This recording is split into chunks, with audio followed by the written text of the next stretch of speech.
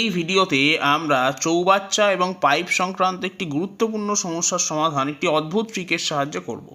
এখানে বলা হয়েছে দুটি নল যথাক্রমে 20 মিনিট ও 30 মিনিটে একটি চৌবাচ্চা পূর্ণ করে, কিন্তু চৌবাচ্চাটির তলদেশের একটি পাইপ দিয়ে পূর্ণ চৌবাচ্চা 1 ঘন্টায় খালি হয়।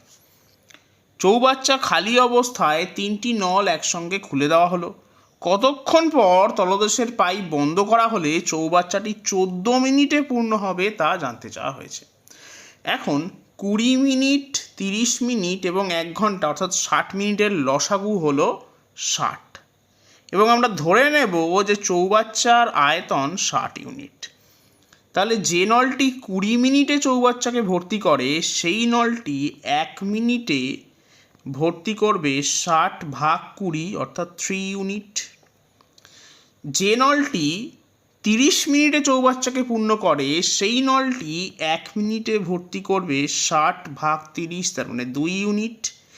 এবং যে নলটি খালি করছে সে নলটি যেহেতু 60 মিনিটে খালি করছে 60 ইউনিট, তাই 1 মিনিটে খালি করবে 1 ইউনিট। এখন চৌবাচ্চাটি 14 মিনিটে পূর্ণ হচ্ছে।